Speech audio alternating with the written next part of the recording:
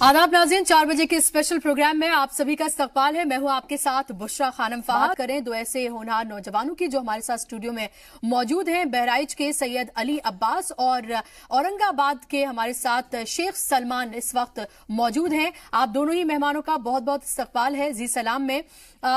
अब्बास, मैं आपसे शुरुआत करना चाहूंगी। सबसे पहले ये बताइए कि कितनी खुशी इस वक्त आपको हो रही है और कितनी जिंदगी आपकी बदली है जब से आप यूपीएससी में आपको ये कामयाबी हासिल मिली हुई है। देखिए, जहां तक खुशी का सवाल है, मैं समझता हूं कि ये एक स्टार्ट है जो मुझे अभी फिलहाल मिल गया है। और जिंदगी बदलना, मैं समझता हूं कि ठीक है, ये एक अचीवमेंट है, लेकिन यहाँ से जिस डायरेक्शन में मैं काम करूंगा और वही डिटरमाइन करेगा मेरी ट्रैजेक्टरी क्या है और वही डिटरमाइन करेगा कि मैंने जिंदगी में क्या हासिल किया। तो मैं इसको सिर्फ एक स्टार्ट समझता हूँ। किस तरह से आपने शुरुआत की थी, अपनी रैंक के बारे में बताइए, और इसके अलावा आगे आपका क्या करने का इरादा है? ये शुरुआत बेसिकली 2010 में हुई जब मैं इंजीनियरिंग कर रहा था जी। तो इंजीनियरिंग के फाइनल ईयर में जाते जाते मैंने ये डिसाइड किया कि सिविल सर्विसेज की तरफ जाना चाहिए। तो 23 मई 2010 था उस दिन, जिस दिन मेरा आखिरी सेमेस्टर वगैरह था, आखिरी एग्जाम था। 24 को मैं दिल्ली में था क्योंकि थोड़ा सा अंदर से एक अर्ज थी कि इस एग्जाम की तरफ जाना है जी। जब मैं पहुंचा यहाँ पर तो 2 साल शुरू में तैयारी की। 2 साल तैयारी करने के बाद ये एहसास हुआ कि ये एग्जाम निकल नहीं रहा, क्योंकि एग्जाम थोड़ा सा टाइम टेकिंग है, थोड़ा सा आपको प्रोसेस में ले जाता है। धीरे धीरे आपका एक बेस डेवलप होता है, फिर आप इस एग्जाम में थोड़ा सा बेहतर कर सकते हैं। तो शुरू के 2 साल में मेरा कुछ हुआ नहीं। ग्रेजुअली मैंने क्या किया कि बैंक ऑफ बड़ौदा ज्वाइन कर लिया। लमसम 5 साल उसमें मैंने एज असिस्टेंट मैनेजर नौकरी की, और 5 साल नौकरी करने के बाद बीच बीच में एग्जाम ट्राई करता रहा। घर वालों से कांस्टेंट सपोर्ट मिलता रहा, और उस सपोर्ट की वजह से क्या हुआ कि 2017 में जब कुछ हालात के चलते मुझे बैंक छोड़ना पड़ा, तो मैं ये समझता हूं कि ये एक स्क्रिप्ट थी। मैं बस उस स्क्रिप्ट में एक छोटा सा ऊपर वाले का भेजा हुआ खाली एक नुमाइंदा हूं, और उसी वजह से क्या हुआ कि इस साल में मेरा सिलेक्शन हो गया और 137th रैंक मुझे जो है हासिल हुई। बिल्कुल। सलमान, आपके बारे में अगर हम बात करें तो सबसे पहले लोग कहानी सुनना चाहते हैं। ये कामयाबी तो मिल गई, लेकिन इस कामयाबी तक पहुंचने के लिए कितनी जद्दोजहद, कितनी मशक्कत से आपको गुजरना पड़ा, वो अपनी जो आपकी कहानी है, जो जद्दोजहद है, वो हमारे नाज़रीन से साझा करें। मेरा स्कूलिंग जो है वो जिला परिषद उर्दू हाई स्कूल से हुआ है। 7 तक मैंने कंप्लीट किया है। उसके बाद में मैंने मदरसे से एजुकेशन हासिल किया है 3 साल, और फिर मैंने औरंगाबाद में बीएससी की डिग्री हासिल की और एमएससी मैंने वहाँ से कंप्लीट किया। मेरे लिए मुश्किल था क्योंकि मेरा मेरी जो फैमिली है या जिस बस्ती में मैं रहता हूँ, वहाँ पे इंडिपेंडेंस के बाद से आज तक तो पहले कोई ग्रेजुएट ही नहीं था, और तो मेरे लिए इतना बड़ा सपना देखना बहुत मुश्किल का काम था कि मैंने इतनी हिम्मत कैसे कर ली। लेकिन मुझे लगता है कि सपनों में कॉम्प्रोमाइज नहीं करना चाहिए। उसके बाद में मेरी फैमिली ने मुझे बहुत सपोर्ट किया, और बाकी मेरे टीचर्स ने, मेरे फ्रेंड सर्कल ने मुझे बहुत सपोर्ट किया, जिसकी वजह से मेरी हिम्मत नहीं टूटी। और कितना भी स्ट्रगल होने के बावजूद या मुश्किलें होने के बावजूद भी इस एग्जाम को क्वालिफाई किया जा सकता है। जी सलमान, जब आप ये ख्वाब देख रहे थे तो आपको क्या ये लग रहा था कि ये अगर इस ख्वाब में आपको कामयाबी आपको हासिल नहीं हुई तो उसकी कीमत भी चुकानी पड़ सकती है? लोग हो सकता है हंसी भी उड़ाएं, हो सकता है कोई क्वेश्चन भी करें कि हमने तो आपको पहले से कहा था, ऐसा कुछ नहीं होने जा रहा है। कि ये तमाम चीजें, इस तरह के ख्यालात, सवालात जो हैं वो जहन में आते थे? बिल्कुल आते थे कि जिस फैमिली से मैं आता हूँ वहाँ पे अगर हम रिस्क लेते हैं तो अगर हम उसमें सेटबैक हो जाता है अगर रिस्क में, तो उसके बाद में उससे उभरना बहुत मुश्किल हो जाता है। तो बहुत कैलकुलेटेड रिस्क लेना था। और इनफैक्ट जब मैं 2014 और 15 में मैं फेल हो गया, तो उसके बाद में एक टाइम ऐसा आया कि मैंने यूपीएससी छोड़ने का इरादा कर लिया, और उसके बाद में मैंने एमआरशिप के इंटरव्यूज दिए और बहुत सारे मैंने ऐसे इंटरव्यूज दिए छोटी छोटी जॉब के लिए, 7-8 हज़ार की जॉब के लिए। लेकिन उसके बाद में जब मुझे कहीं पर भी जॉब नहीं लगी तो मुझे महसूस हुआ कि मुझे अपने आप को प्रूफ करना है, अपने आप को सिद्ध करना है। तो उसके लिए फिर मैंने फिर से एक कोशिश की कि मैंने घर से 1 साल मांग के लिया, ताकि घर पे भी ऐसे हालात नहीं थे कि मैं उनसे ज्यादा वक्त मतलब मांग सकूं। तो 1 साल का मैंने टाइम मांगा और इनफैक्ट कड़ी मेहनत के बाद में, उसके बाद में सही प्लानिंग मैंने किया और इस तरीके से मैं 1-2 साल के बाद में इस एग्जाम को क्रैक कर पाया। जी, अब्बास मुझे बताइए कि आप बहराइच से आते हैं, बहुत ही पिछड़ा हुआ इलाका है वहां पर और मुसलमानों की कंडीशन तो वहां पर बेहद खराब है। जब आप ये सोच रहे थे कि इस एग्जाम के लिए आपको बैठना है या फिर इसकी आपको तैयारी करनी है, तो आपके वालिदैन का, आपके जो आसपास लोग रहते हैं या फ्रेंड्स हैं, उनका क्या कहना था? क्या उन्होंने मतलब कुछ अजीब सा रिएक्ट किया कि भाई आप कैसे सोच पा रहे हैं, आप हिंदुस्तान के सबसे बड़े इम्तिहान में तैयारी की सोच रहे हैं, उसमें बैठने का सोच रहे हैं? मैं कहूंगा कि मैं इस मामले में बहुत लकी रहा कि जब मैंने 2010 में अपने फादर से कहा कि मैं इस एग्जाम की तैयारी करना चाहता हूं, तो मेरे फादर ने कहा कि ठीक है बेटा, अगर तुम तैयारी करना चाहते हो तो तुम तैयारी करो और हम लोग पूरा सपोर्ट कर रहे हैं इसको।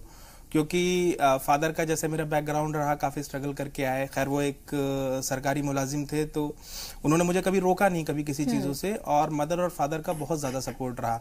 ये वही सपोर्ट है जिस वजह से आज 7-8 साल के बाद, मुझे काफ़ी टाइम लगा इस एग्ज़ाम में जी, लेकिन उसके बाद भी उनका सपोर्ट रहा। मैं आपको एक एग्जाम्पल दूंगा कि 2017 में लमसम जब मैंने 5 साल बैंक में नौकरी कर ली, तो 5 साल की नौकरी के बाद जब मैंने घर पर कहा कि कुछ रीजंस की वजह से कि मैं बैंक से रिजाइन करना चाहता हूँ, तो मेरे फादर को 10 मिनट नहीं लगा उन्होंने ये कहने में कि बेटा ठीक है, अगर तुम रिजाइन करना चाहते हो तुम रिजाइन कर दो, बाकी जो भी होगा हम देख लेंगे जी।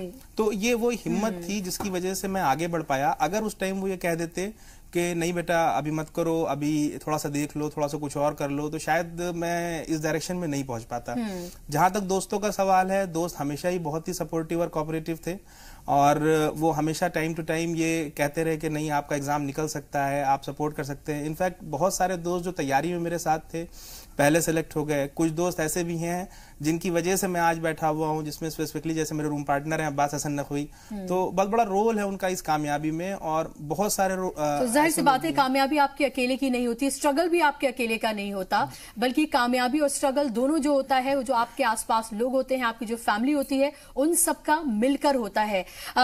इसके साथ ही अगर बात सलमान मैं आपसे करूं, तो आपने मदरसे से भी तालीम हासिल की है और अक्सर ये समझा जाता है कि आप मदरसे में अगर तालीम हासिल कर रहे हैं तो आप जदीद तालीम जो है वो शायद हासिल नहीं कर पा रहे होंगे और इतने बड़े एग्जाम में बैठना तो बहुत दूर की बात है।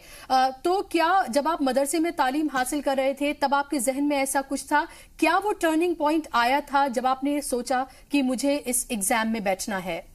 जैसे कि मैंने पहले से बचपन से जो मेरे गरीबी देखी है, गरीबी को जिया है और इलिटरेसी है, घर में कोई पढ़ा लिखा नहीं था और खानदान में भी दूर दूर तक कोई नजर नहीं आता था, तो एक पहले से इरादा था कि कुछ करना है, लेकिन रास्ता नहीं पता था कि क्या करना है। 2013-14 में एक बार गलती से मैं एक सेमिनार हॉल में चला गया और वहां पे मुझे पता चला कि UPSC नाम का कोई एग्जाम होता है जिसको अगर आप पास कर लो तो आप ये बदलाव ला सकते हो।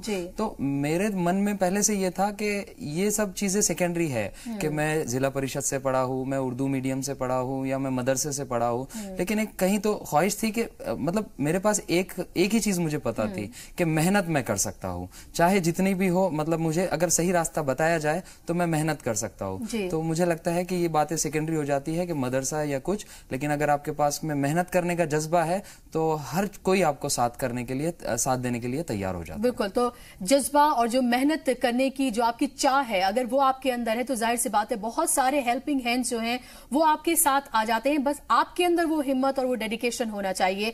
अब्बास, तैयारी की अगर हम बात करें तो सबसे पहले लोग ये पूछते हैं कि तैयारी कैसे आपने की, क्योंकि उन्हें लगता है कि इसके लिए तो बहुत रकम खर्च करनी पड़ती होगी, बहुत अलग अलग तरह की कोचिंग्स करनी पड़ती होंगी और तब जाके शायद ये हासिल हो पाता है।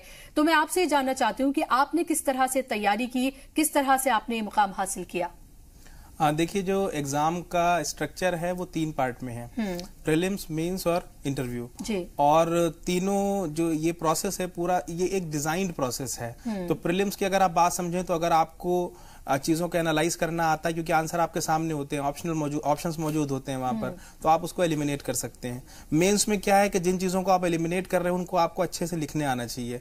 और इंटरव्यू में क्या है कि उन्हीं चीजों को आपको कायदे से बोलना आना चाहिए। अगर ये तीनों प्रोसेस आपको एक साथ, अगर आप कोई भी इंसान कर सकता है तो उसको रिलेटिवली कम मेहनत लगती है इस एग्जाम में। हालांकि अगर कोई भी बच्चा या कोई भी आदमी इसको तैयारी करना चाहे तो मैं तो ये सजेस्ट करूंगा कि एक इंटीग्रेटेड तैयारी की तरह इसको लेके चले। कुछ कुछ टेक्स्ट बुक्स हैं, जैसे प्रीलिम्स के लिए आपको बेसिक एनसीईआरटीज वगैरह पढ़नी पड़ती हैं, जो मैंने पढ़ी, और मेंस के लिए क्या है कि आपको आंसर राइटिंग पे काफी फोकस करना पड़ता है। तो मैं तो ये सजेस्ट करूंगा किसी भी कैंडिडेट को, मैंने भी किया, मेरे दोस्तों ने भी किया, कि आप आंसर राइटिंग काफी करिए। जितना आप आंसर राइटिंग करेंगे उतना आप थरो हो जाएंगे पेपर के साथ, और आप कम टाइम के अंदर, क्योंकि 3 घंटे में करीब 20 क्वेश्चन करने होते हैं, तो 20 क्वेश्चन करने के लिए आपका अगर प्रैक्टिस नहीं तो आप वो 20 क्वेश्चन नहीं कर पाएंगे, और आपको 20 क्वेश्चन 20 अलग अलग डायमेंशंस में होते हैं, तो उसके लिए प्रैक्टिस चाहिए। तो मैं वो प्रैक्टिस करता था, जिस वजह से मैं आसानी से इसको कर पाया। रही इंटरव्यू की बात, तो इंटरव्यू में जो चीजें लिख रखी थी उनको बोलने वाली बात थी, तो उसके साथ जो मेरे रूम पार्टनर थे, मेरे बाकी दोस्त थे, उनके साथ वो एक डिस्कशन होता था, कुछ मॉक इंटरव्यूज होते थे, तो उसकी वजह से फिर उसमें फायदा मिलता है। एक बात आपने कही कि जैसे इस तैयारी में काफी पैसा खर्च होता है, काफी टाइम लगता है। देखिए, टाइम एक फैक्टर है जो आपको इस तैयारी के दौरान थोड़ा सा देना पड़ेगा। जो अमाउंट वाली बात है, अमाउंट वाली बात के लिए मैं ये कहूंगा कि अगर कोई कैंडिडेट तैयारी करना चाहे तो रास्ते अपने आप निकल आते हैं। There are number of institutes, number of तरीके हैं, और तरीके मिल जाएंगे आपको जहां से आपको फाइनेंसिंग हो जाएगी। तो बस ये है कि आप एक इरादा बनाइए, मेहनत करने की कोशिश करिए, तो आपको तरीके मिल जाएंगे, राहें मिल जाएंगी, आप कर सकते हैं ये एग्जाम। तो फंड कंस्ट्रेंट नहीं है उतना, हाँ टाइम थोड़ा सा लग सकता है। बिल्कुल, तो पेशेंस चाहिए आपके, और अगर आपके फाइनेंशियल कंडीशन इस तरह की नहीं है कि आप ये अफोर्ड कर सके, तो भी बहुत सारे ऐसे कोचिंग सेंटर्स हैं, हेल्पिंग हैंड्स हैं, जो आपके साथ आके खड़े हो सकते हैं। हमारे साथ कॉलर्स भी कुछ जुड़े हैं। बबली है फिलहाल हमारे साथ रायबरेली से, वो आप लोगों से कुछ जानना चाहती हैं। बबली, बताइए किससे है आपका सवाल और क्या पूछना चाहती हैं आप? आपकी आवाज हम तक नहीं पहुंच पा रही है। जी मैम, हमको सैयद साहब से बात करनी है। जी जी जी, बताइए क्या सवाल है आपका? जी अस्सलाम वालेकुम। जी वालेकुम सलाम। जी अस्सलाम वालेकुम। वालेकुम सलाम, बताइए, क्वेश्चन पूछिए अपना। जी सर, सिविल सर्विस के बारे में कैसे तैयारी करते हैं, ये आप थोड़ा सा जानकारी दे दें। देखिए, सिविल सर्विस की जो तैयारी है उसको आप 2 पार्ट में बांटिए। प्रीलिम्स के लिए आपको कुछ स्पेसिफिक चीजें पढ़नी, जैसे आप एनसीईआरटीज से शुरू करिए। एनसीईआरटीज में ज्योग्राफी की आप 6 से 12 एनसीईआरटी पढ़ लीजिए, और हिस्ट्री के लिए भी आप एनसीईआरटी पे फोकस करिए। एनवायरनमेंट के लिए भी बेसिकली आप बेसिक किताबें पढ़ लीजिए, और इन्हीं किताबों को बेसिकली आपको लिखना पड़ेगा मेंस में, तो आप उस डायरेक्शन में मेंस में लिख सकते हैं। लेकिन सबसे इंपॉर्टेंट एस्पेक्ट है कि आप प्री को पहले देखिए और थोड़ा सा टाइम लेके इसमें तैयारी करिए, इंशाल्लाह कामयाबी जरूर मिलेगी। बिल्कुल, और इसके साथ ही और हम ये कहेंगे कि अगर आप सवाल पूछना चाहते हैं अब्बास से, या फिर आप सलमान से सवाल पूछना चाहते हैं, तो हमारी टेलीफोन लाइंस जो है वो खुली हुई हैं। आप अपने सवाल इनसे पूछ सकते हैं, अपनी राय भी इनको दे सकते हैं, इनसे मशवरा आप ले भी सकते हैं, और लगातार जो हमारे टेलीफोन नंबर्स हैं वो आपकी टीवी स्क्रीन पर फ्लैश हो रहे हैं। सलमान, मैंने आपसे मेरी पहले ही मुलाकात रही है, तो मैंने जब आपसे पूछा था कि जब आपके पास ये खबर आई कि दरअसल आप पास हो गए हैं और आपको इसमें कामयाबी हासिल हुई है, तो ये बताइए मुझे कि आप उस वक्त कर क्या रहे थे? आपने बताया था मुझे आप खेत में काम कर रहे थे। जी जी मैम, जब रिजल्ट आया तो मैं और मेरे अम्मी मिलके हम पुदीना काट रहे थे। हमारे यहाँ पे पुदीने की खेती होती है, तो हम पुदीना काट रहे थे तब जब रिजल्ट आया। तो उस वक्त लग रहा था, कुछ जहन में चल रहा था, क्योंकि पता तो पहले से था होगा ही, जाहिर सी बात है कि आज रिजल्ट आना है। दिमाग में उस वक्त क्या चल रहा था, और क्या उस वक्त क्या इमोशंस थे, खासतौर पर अपनी वालदा के साथ जब आपने इस बात को, इस कामयाबी को शेयर किया? मैं उनको वर्ड में एक्सप्लेन नहीं कर सकता हूँ, लेकिन रिजल्ट आने वाला है ये मुझे 2-3 दिन से पता था कि आज आ जाएगा, तो नींद नहीं आ रही थी। तो अम्मी ने, उन्होंने देख लिया था कि मैं रात में सो नहीं पा रहा हूँ, तो लेकिन मैंने उन्हें बताया नहीं था कि रिजल्ट आज आने वाला है। तो हम काम कर रहे थे, मुझसे काम नहीं हो रहा था। अम्मी जल्दी जल्दी काम कर रहे थे और मैं थोड़ा धीरे धीरे काम कर रहा था। मैं बार बार फोन चेक कर रहा था।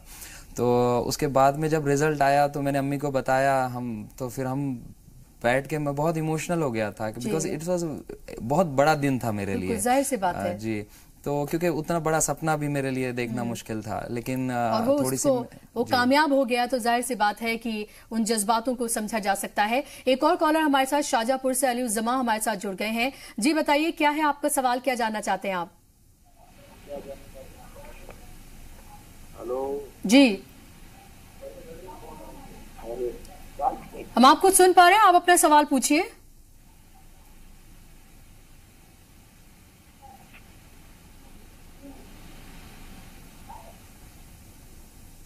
लग रहा है उनसे किसी वजह से राब्ता नहीं हो पा रहा है। एक और हमारे साथ कॉलर जुड़ गए हैं। जी, अपना नाम बताइए और सवाल पूछिए, आप किससे पूछना चाहते हैं।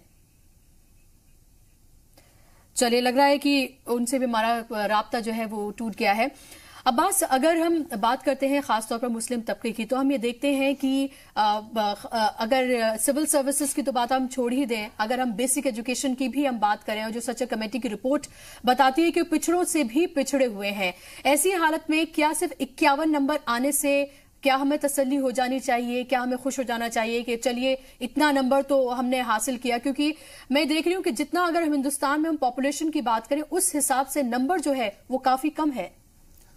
देखिए, जहां तक नंबर्स की बात है, तो अगर आप पिछले कुछ सालों से देखिए तो नंबर्स कॉन्स्टेंटली इंप्रूव हो रहा है जी। एक टाइम था कि 25-26 सिलेक्शन होते थे, फिर 38 होने लगे। अभी इस टाइम पे आपको पिछले साल 52 थे, इस साल 51 सिलेक्शन है। तो no doubt selection in proportion to population नहीं है, लेकिन मैं समझता हूं कि ये एक बहुत अच्छा हेड स्टार्ट है और ग्रेजुअली हमको इस डायरेक्शन में बढ़ना चाहिए। इस पे हमको सेटिस्फाई होके नहीं बैठना है। हमको तो ये कोशिश करना चाहिए कि खास तौर से जो मुस्लिम लड़कियां, बहुत पोटेंशियल है उनमें, मैं समझता हूं, और जो कि कुछ सिचुएशंस की वजह से अपने घर से नहीं निकल सकती हैं, वो ये ना समझें कि दिल्ली में रह के जो लोग रह रहे हैं या इलाहाबाद में जो लोग कोचिंग कर रहे हैं खाली वही एग्जाम निकाल सकते हैं। अगर प्रॉपर गाइडेंस है तो बिना किसी कोचिंग की मदद से, गाइडेंस के बेसिस पे ये लोग, ये लड़कियां, ये घर बैठे अपना ये एग्जाम क्वालिफाई कर सकते हैं।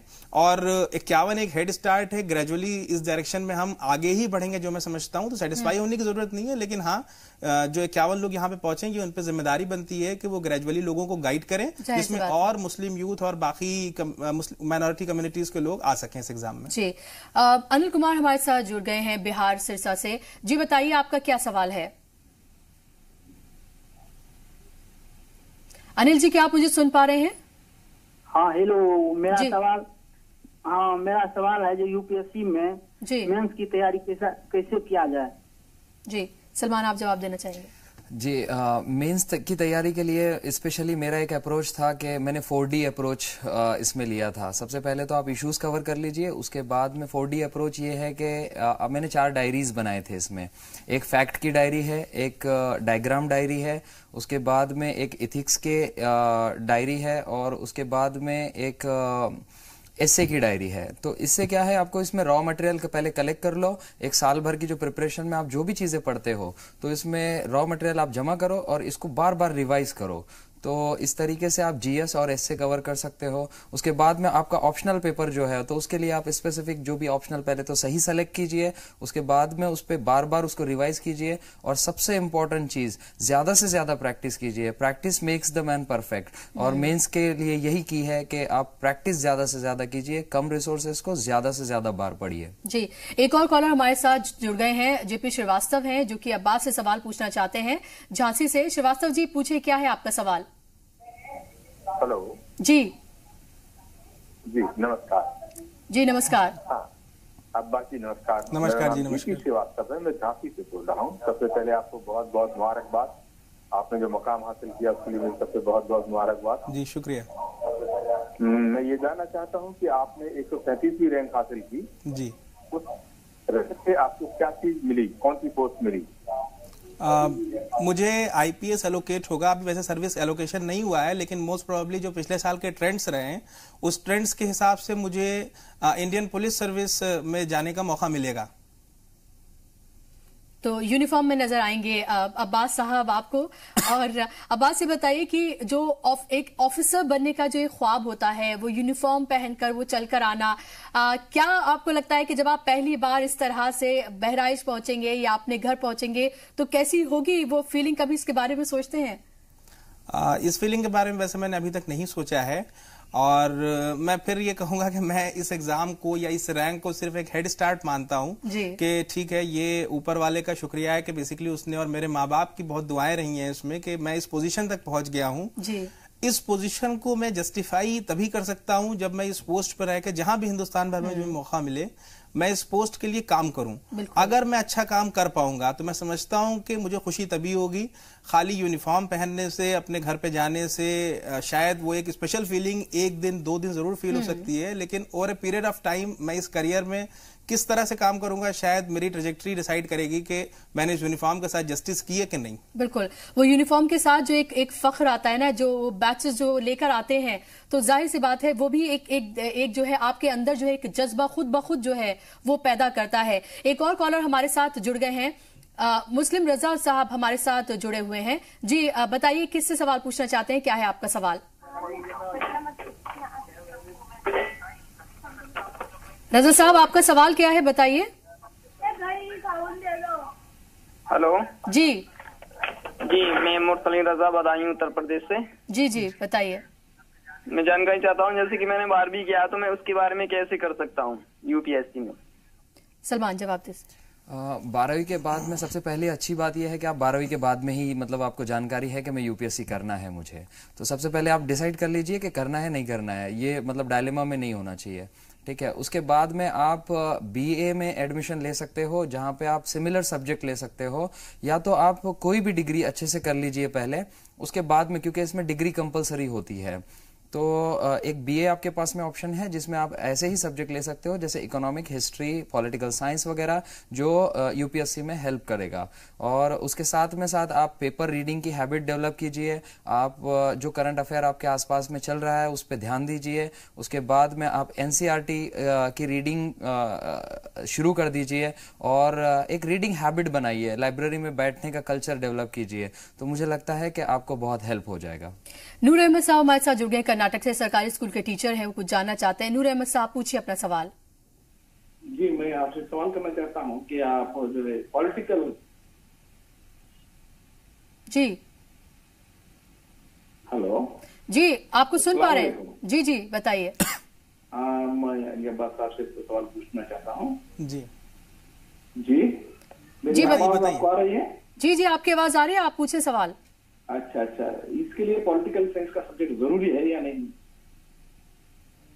पूछना चाहते हैं पॉलिटिकल साइंस का सब्जेक्ट जरूरी है कि नहीं? नहीं, पॉलिटिकल साइंस आपका एज ए ऑप्शनल आप ले सकते हैं, क्योंकि अभी क्या है कि 4 पेपर जीएस के हैं और एक ऑप्शनल सब्जेक्ट है, तो ऑप्शनल सब्जेक्ट में आप political science and international relation करके एक सब्जेक्ट है, वो कंपलसरी नहीं है। उसके अलावा भी बहुत सारे ऑप्शनल हैं, लेकिन अगर आपका उसमें इंटरेस्ट है तो वो सब्जेक्ट आप ले सकते हैं। जी सलमान, मुझे बताइए कि अमूमन कितने घंटे आप पढ़ा करते थे जब आप ये तैयारी करते थे? क्योंकि लोगों को ये लगता है कि कहीं ऐसा तो नहीं कि बिल्कुल आप सो भी नहीं पा रहे हैं ढंग से, खा भी नहीं पा रहे हैं, तो इस तरह के ख्याल जो है लोगों के जहन में आते हैं कि आप एक शायद नॉर्मल लाइफ नहीं जी रहे होंगे जब आप यूपीएससी की तैयारी कर रहे होंगे। तो आप ये बताइए कि आप कितना पढ़ते थे और कितनी मेहनत लगी आपको? इस पे स्पेसिफिकली थोड़ा सा बैठना पड़ता है, थोड़ा सा जो सोशल रिलेशंस है उससे आपको कट होना पड़ता है, लेकिन नॉर्मल लाइफ जैसे खाना है, पीना है, सोना है, ठीक है, तो ये नॉर्मल रूटीन आपको फॉलो ही करना पड़ता है, और फॉलो ही करने से आपकी प्रोडक्टिविटी भी इंक्रीज हो जाती है। तो मेरा रूटीन ये था कि मैं 9 बजे सुबह उठता था और रात में 1 बजे तक मैं पढ़ाई करता था। तो इस ड्यूरेशन में मतलब जो भी आपको सब्जेक्ट बांटना है तो सब्जेक्ट आप बांट के स्टडी कर सकते हो। मेरा एक अप्रोच ऐसा था कि कितने घंटे बैठने से अच्छा मैं ये टारगेट किया करता था कि मुझे 5 दिन में एक बुक खत्म करनी है, तो वो 5 दिन में मैं उसको कर देता था। अगर 4 दिन में हो जाती तो मैं 1 दिन सोकर आराम करके उसको अपने आप को रिवॉर्ड दिया करता था। और एक और कॉलर हमारे साथ जुड़ गए बाराबंकी से, मोहम्मद ईसा। जी अपना सवाल पूछिए। जी मैम नमस्कार। जी जी, मेरा नाम मोहम्मद ईशा, मैं बाराबंकी से बोल रहा हूँ। जी पूछिए ईशा साहब अपना सवाल। जी, मैं शेख सलमान सर से पूछना चाहता हूँ कि जो है कुछ बुक्स के नाम बता दीजिए। जी सलमान। अगर आप पॉलिटी पढ़ना चाहते हैं तो लक्ष्मीकांत एक बुक है। आप अगर हिस्ट्री पढ़ना चाहते हैं तो स्पेक्ट्रम नाम की एक बुक है। आपको ज्योग्राफी अगर पढ़ना है तो आपको 5th to 12th एनसीईआरटी पढ़नी होगी। अगर आपको इकोनॉमिक पढ़ना है तो इकोनॉमी के मुरुनाल बोल के एक यूट्यूब चैनल है, तो उन्होंने बहुत अच्छे वीडियोस डाल रखे हैं, आप वहां से इकोनॉमी को कवर कर सकते हैं। इन्वायरमेंट के लिए शंकर आईएएस है, और करंट अफेयर के लिए न्यूज़पेपर या तो विजन आईएएस या इस तरीके तरीके के जो बुकलेट आते हैं वो कंपाइलेशन आता है करंट अफेयर का। तो इस तरीके से आप कम रिसोर्सेस में प्रैक्टिस ज्यादा करके इस एग्जाम को क्वालिफाई कर सकते हैं। जी, एक और कॉलर हमारे साथ जुड़ गए हैं, हैदराबाद से आयशा हैं। जी आयशा साहब, अपना सवाल पूछिए। हेलो, अस्सलाम वालेकुम सर। जी वालेकुम अस्सलाम। जी, मैं पूछना चाहूंगी कि मैं अभी MBBS में पढ़ रही हूँ फिल वक्त, तो क्या मैं इसके बाद कंटिन्यू कर सकती हूँ UPSC का? बस जी, आप अभी अपना पूरा फोकस, मेरे हिसाब से आप पूरा फोकस MBBS पे रखिए। आप एक बार अगर बेहतर डॉक्टर बनेंगी तो उसके बाद आप मेडिकल साइंस सब्जेक्ट लेके UPSC कर सकती हैं। UPSC में मेडिकल साइंस सब्जेक्ट अवेलेबल है, लेकिन उससे ज्यादा जरूरी है कि आप अभी अपना सब्जेक्ट पूरी लगन से करें, क्योंकि अगर आप एक बेहतर डॉक्टर होंगी तो आपको यहाँ पे स्कोर करने में भी आसानी होगी, और जब आप फील्ड में पहुंचेंगी तो उसके बाद आप वहां पर बेहतर तरीके से उनको भी देख सकती हैं जो एडमिनिस्ट्रेटिव पार्ट है, और आप डॉक्टर हैं ही हैं, तो वो दोनों चीजें कंबाइंड होकर सामने आएंगी। तो हमारे साथ दोनों मेहमान लगातार मौजूद हैं और लगातार कॉलर्स भी हमारे साथ जुड़े हैं। आप अपने सवाल पूछ सकते हैं। लगातार हमारे जो फोन नंबर्स हैं वो आपकी टेलीविजन स्क्रीन पर फ्लैश हो रहे हैं। फिलहाल ये रुक रहे हैं एक बहुत छोटे से ब्रेक के लिए, कहीं जाएगा नहीं, जल्द हाजिर होते हैं।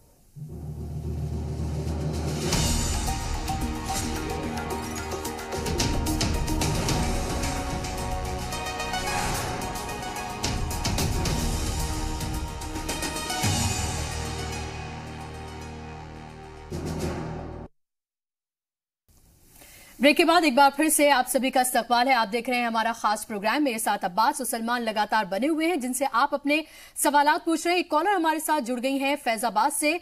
जी, फातिमा साहिबा हमारे साथ जुड़ी हैं। फातिमा, अपना सवाल पूछिए। जी, मेरा सवाल ये है जी कि मेरा बेटा है जी, उसने कांस्टेबल यानी कि पुलिस भर्ती में फॉर्म भरा था और उसने दौड़ भी पास कर लिया जी, लेकिन उसकी अभी जॉब नहीं लग रही है, और दोबारा भी फॉर्म भरा है लेकिन अभी दौड़ उसकी नहीं हुई है। इसके लिए क्या करें? बच्चा हमारा बहुत परेशान है और उसकी पूरी कोशिश है उसमें जाने की। जी, दरअसल फातिमा साहिबा, यहाँ पर हम बात कर रहे हैं UPSC की, और ये दोनों जो हमारे साथ मौजूद हैं मेहमान, इन्होंने कामयाबी हासिल की है UPSC के इम्तिहान में।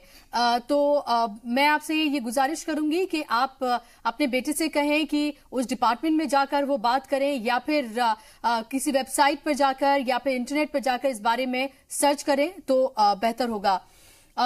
और अगर हम बात करें अब्बास की, ज्यादातर हम ये देखते हैं कि लोग दूसरे तीसरे अटेम्प्ट में जो है वो अपनी हिम्मत जो है हार जाते हैं, और जो पेरेंट्स होते हैं उनका भी सब्र कभी ना कभी जो है वो इम्तिहान देने लगता है। आपने 5वें अटेम्प्ट में और सलमान ने 4थे अटेम्प्ट में, तो ये आप दोनों एक ऐसे एग्जाम्पल हैं कि अगर आप सब्र रखें तो कामयाबी आपको जरूर मिलेगी। आप क्या कहना चाहेंगे इस बारे में? जी, मैं इस चीज से बहुत ज्यादा इत्तेफाक रखता हूँ, क्योंकि ग्रेजुअली जैसे जो घर का माहौल मिला तो उसमें एक चीज फादर मदर ने हमेशा सिखाई कि अपना काम मेहनत करना है और बाकी तुम ऊपर वाले पे छोड़ दो। जी, तो इस चीज में क्लैरिटी हमेशा थी कि मेहनत तो हम कर सकते हैं, ये अपने हाथ की चीज है।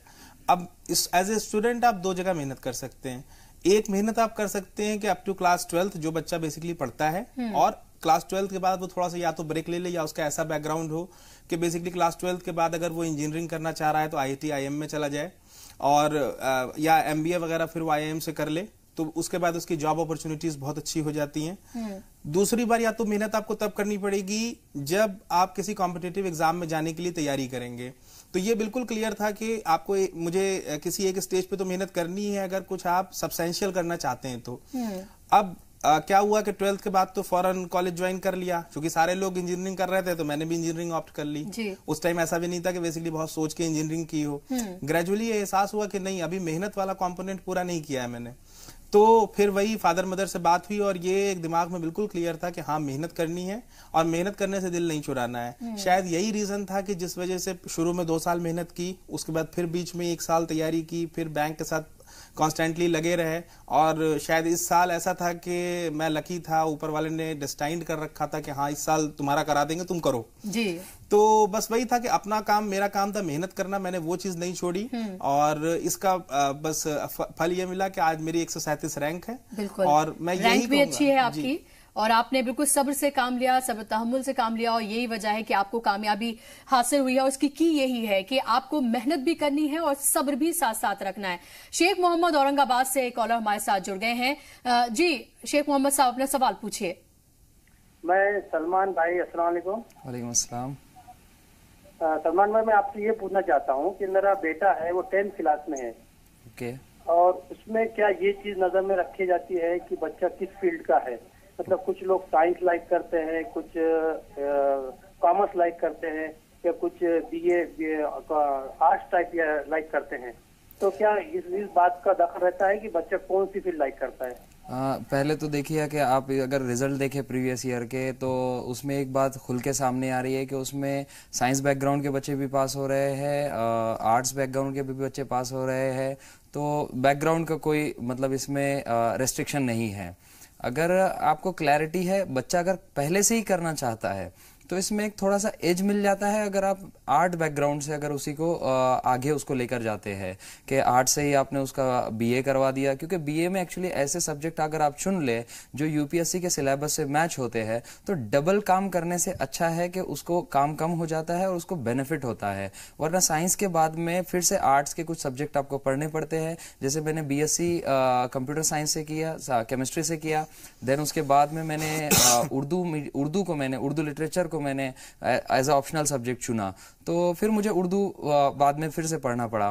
तो ये अगर क्लैरिटी पहले से है, तो आप अगर यही फिक्स है कि सिविल सर्विसेज में ही जाना है, तो आप आर्ट्स चॉइस कर सकते हो, वरना कोई ऐसे इसमें रेस्ट्रिक्शन नहीं है। जी, अगले कॉलर हमारे साथ गाजी अब्बास बहराइच से जुड़ गए हैं। तो आपके जो आबाई वतन है वहां से लगातार कॉल्स आ रही हैं। जी अब्बास साहब, बताइए क्या पूछना चाहते हैं आप?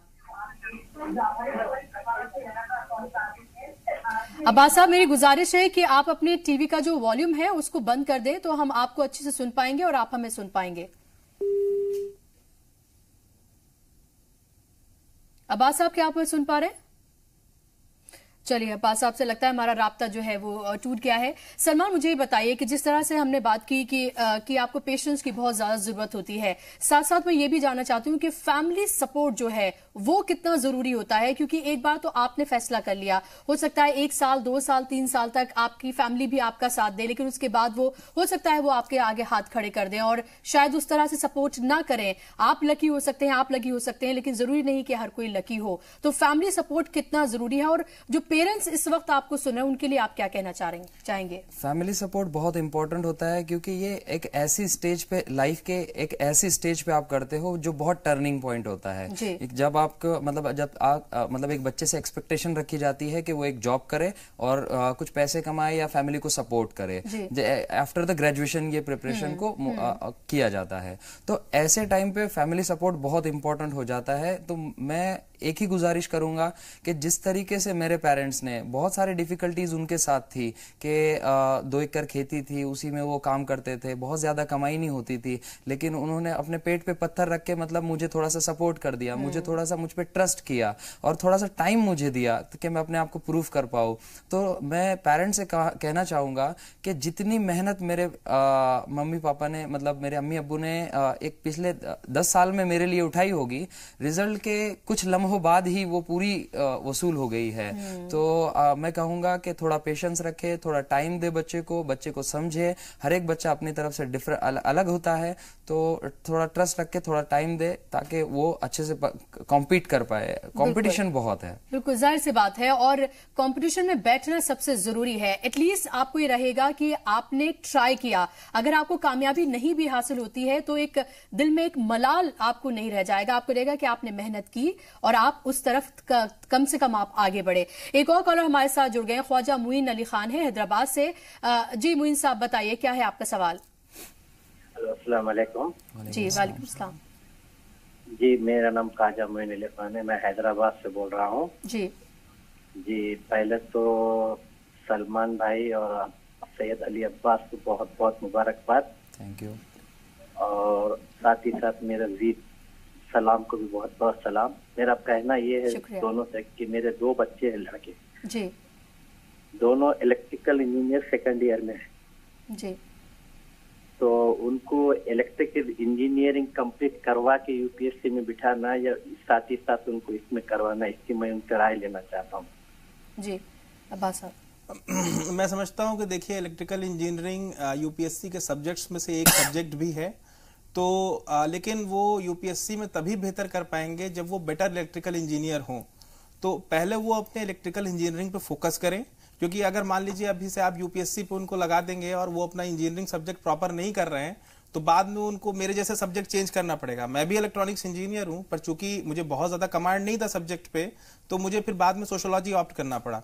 तो बेटर है कि अगर वो अपने इंजीनियरिंग सब्जेक्ट्स पे फोकस रखें, वो उनका पैरेलल तैयार होता रहेगा। हाँ, ये जरूर कहूंगा कि वो थोड़ा डे टू डे इवेंट से अपडेटेड रहें, न्यूज़पेपर वगैरह पढ़ते रहें, तो उससे उनका जीएस वाला पोर्शन चलता रहेगा। जो स्टैटिक वाला जीएस पोर्शन है वो जब तैयारी में आएंगे तो वहां से कर सकते हैं। तो अभी वो इलेक्ट्रिकल इंजीनियरिंग बहुत प्रॉपरली करें, एक बेहतर इंजीनियर बने। जब वो ये कर लेंगे उस पर इलेक्ट्रिकल इंजीनियरिंग ऑप्ट करके वो यूपीएससी के लिए आ सकते हैं। जी, अगले कॉलर हमारे साथ नेहा सिद्दीकी जुड़ गई हैं कानपुर से। जी नेहा, बताइए अपना सवाल। हाँ मैम, मैं एक्चुअली में हमने बीएससी किया है, मैं फिर एमएससी किया है मैथ से। हेलो जी जी सुन पा रहे हैं नेहा, बताएं। हाँ, एमएससी किया है मैथ से, फिर हमने बीएड भी किया है, लेकिन एक्चुअली में मुझे यूपीएससी के लिए सही से कोई बैकग्राउंड नहीं मिल पा रहा है। एक्चुअली मेरा जो फैमिली बैकग्राउंड है वो भी इतना स्ट्रांग नहीं है कि मैं जॉब कर सकूं, लेकिन मुझे गवर्नमेंट सेक्टर में जाना ही जाना है। इसलिए प्लीज आप मेरी हेल्प करा दीजिए कि मैं किस सब्जेक्ट से जा सकती हूँ। जी सलमान, आप जवाब देना चाहेंगे? सबसे पहले तो आप ये दिल से निकाल दीजिए कि आपका फैमिली बैकग्राउंड में मतलब फाइनेंशियली अगर वीक है तो आपके लिए मतलब कोचिंग वगैरह नहीं है। बहुत सारी ऑनलाइन कोचिंग है, सिर्फ करने वाले बच्चों की कमी है। तो ये एक है। दूसरा, बहुत सारे ऑर्गेनाइजेशन है जो आपको हेल्प करने के लिए मतलब रेडी है। वो बच्चे सर्च करते हैं, टेस्ट लेते हैं, आप वो टेस्ट क्वालिफाई करके उन चीज़ों का बेनिफिट ले सकते हैं। उसके बाद में आप सबसे पहला तो अगर आप अप्रोच आपको सही करना है तो आप सिलेबस देखिए, यूपीएससी का सिलेबस क्या है। उसके बाद में प्रीवियस ईयर पेपर है जिससे आप को सही अप्रोच मिलेगा, आप यहाँ वहाँ नहीं भटकोगे। और उसके बाद में जो रिस्ट्रिक्टेड थोड़े से रिसोर्सेस है उनको बार बार पढ़िए और कंसिस्टेंट एफर्ट दीजिए। तो जरूर आप भी एक नॉर्मल बैकग्राउंड से, मेरा भी बहुत नॉर्मल बैकग्राउंड है, बहुत हम्बल बैकग्राउंड है, तो आप भी कर सकते हैं। जिस तरीके से मैं कर सकता हूं तो आप भी कर सकते हैं। जाहिर सी बात है, करने की चाह होनी चाहिए आपके अंदर। सबा सुल्ताना हमारे साथ जुड़ गई है कर्नाटक से। जी सबा, बताइए अपना सवाल। अस्सलाम वालेकुम।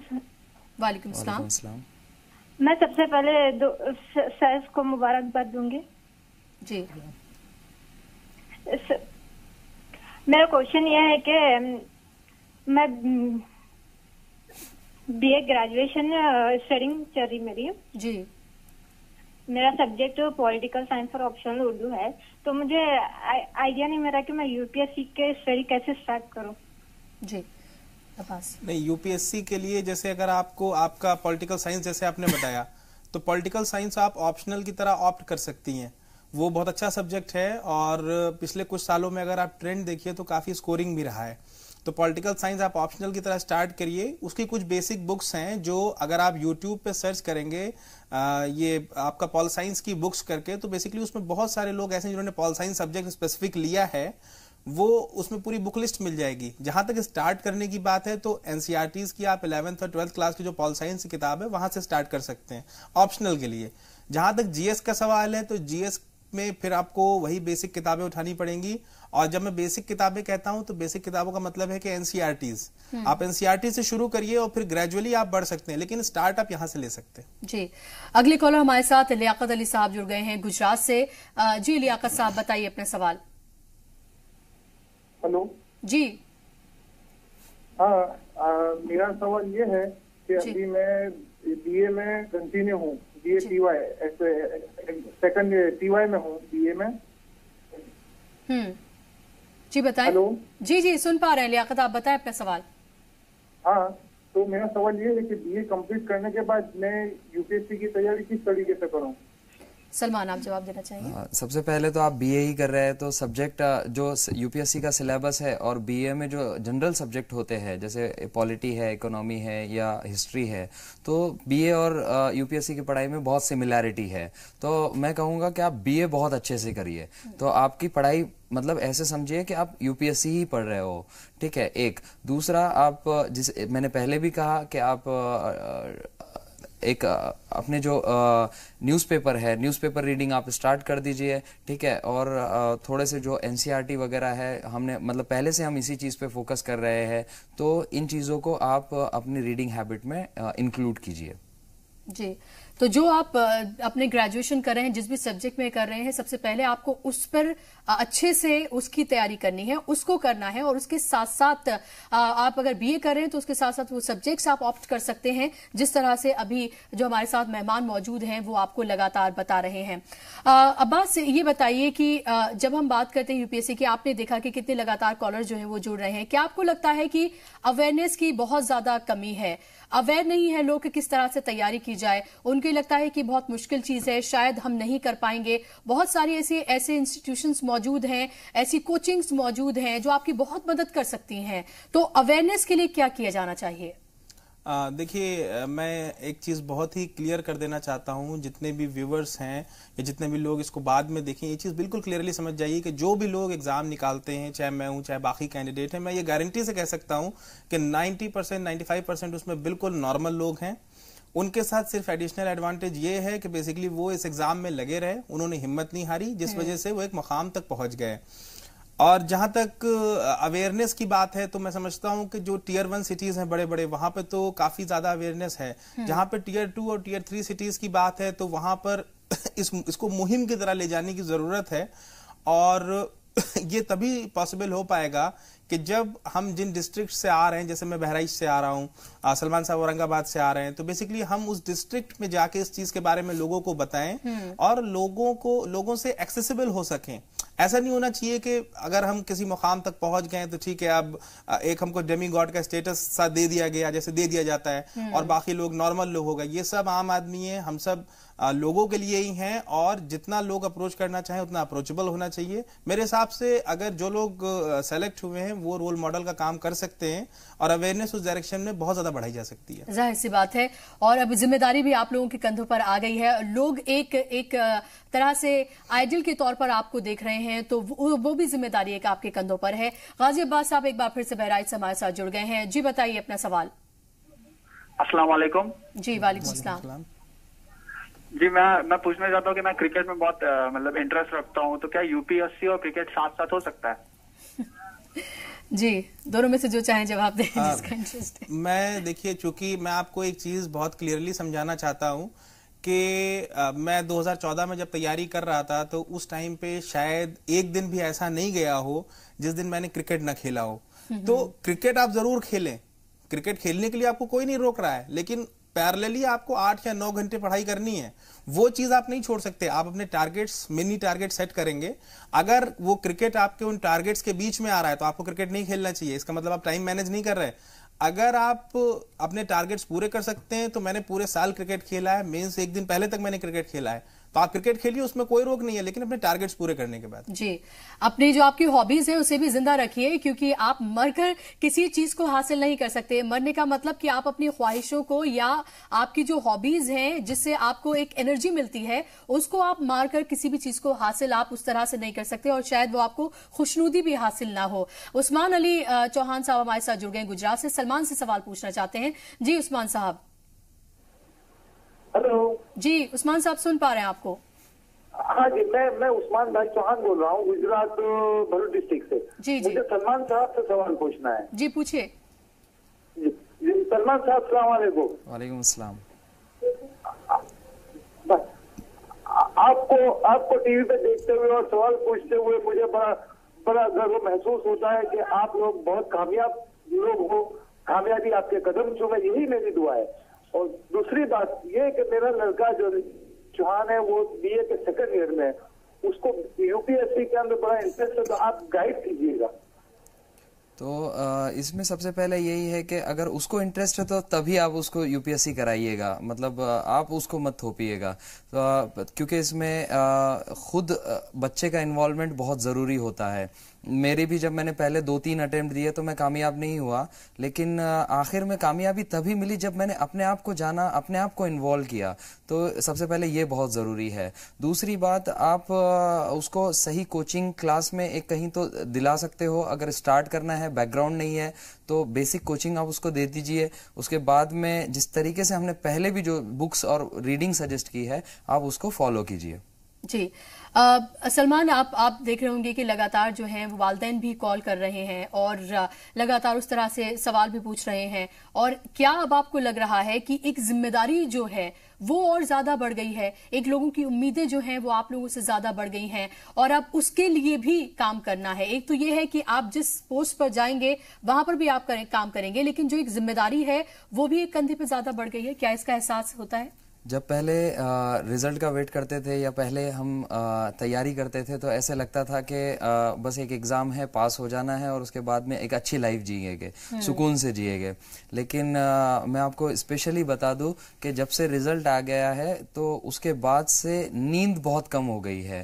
तो सेंस ऑफ रिस्पॉन्सिबिलिटी जो है वो बहुत महसूस होता है। इतना प्यार, इतना केयर और इतना आपको जब रिस्पॉन्स मिलता है तो ये एक एक्चुअली एक हमारा सोसाइटी का, ये हमारे सबका एक एस्पिरेशन है जो हमको देख रहे हैं।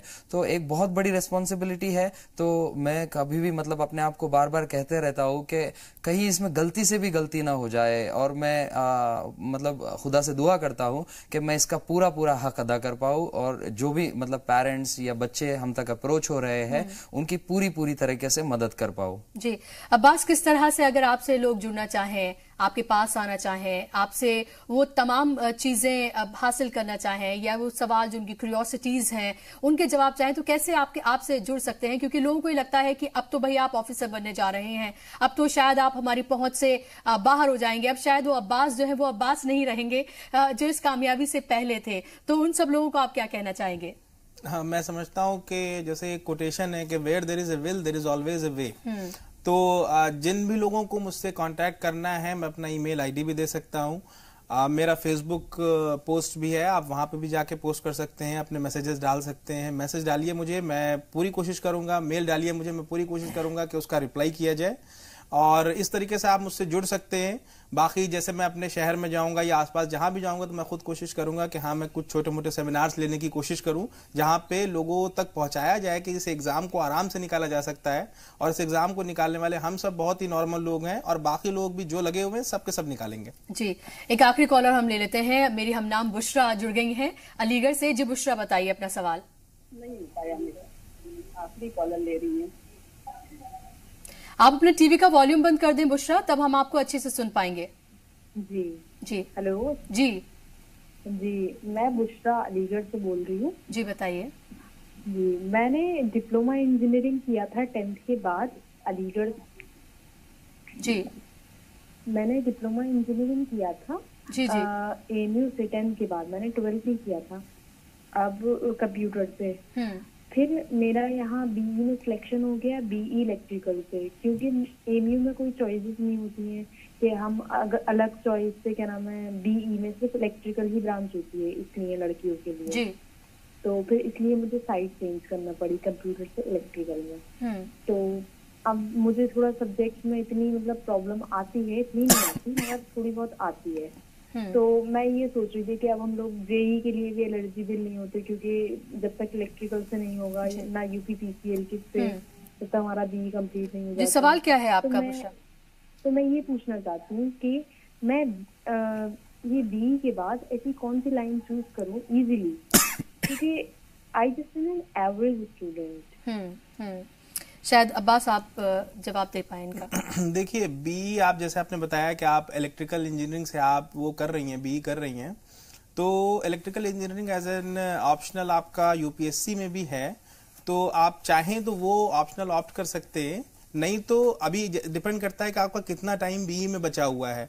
अगर जैसे आप फर्स्ट ईयर या सेकेंड ईयर में है तो मैं सोचता हूँ कि 2 साल आपके पास हैं। 2 साल में अगर मान लीजिए फर्स्ट ईयर में कुछ प्रॉब्लम्स आपको फेस हुई तो आप वो प्रॉब्लम अभी रेक्टिफाई कर सकते हैं। आप चाहें तो उन ऑप्शनल्स को बेटर तरीके से पढ़ लें, यूपीएससी का एक बार सिलेबस देखें इलेक्ट्रिकल इंजीनियरिंग का, और आप फिर वहां से देख सकते हैं। रिगार्डिंग जैसे मान लीजिए आपको लगता है कि नहीं बी से मैं नहीं कर सकती, मुझे इलेक्ट्रिकल इंजीनियरिंग टफ पड़ता है, तो उसके अलावा भी बहुत सारे इलेक्टोरल ऑप्शनल्स हैं, जैसे मेरा सोशियोलॉजी था, बाकी के उर्दू रहते हैं, तो आप उनमें भी देख सकते हैं। बिल्कुल, वक्त की कमी है, अब और कॉलर्स हम नहीं ले पाएंगे। बहुत बहुत शुक्रिया आप दोनों मेहमानों का, सलमान आपका और अब्बास आपका, कि आप स्टूडियो में आए, इतने सारे आपने कॉलर्स के जवाब दिए। और मुझे उम्मीद है कि बहुत सारे जो कॉलर्स हैं, जो नाज़रीन आपको सुन रहे थे, जो शायद कॉल नहीं कर पाए, उन्होंने भी बहुत ज्यादा इस्तिफादा जो है इससे हासिल किया होगा, और नई एक इंस्पिरेशन आप दोनों से बहुत मिली होगी, क्योंकि आप हमारे मुल्क के लिए, हम सब के लिए इंस्पिरेशन है। बहुत बहुत शुक्रिया आने के लिए। थैंक यू, बहुत बहुत शुक्रिया।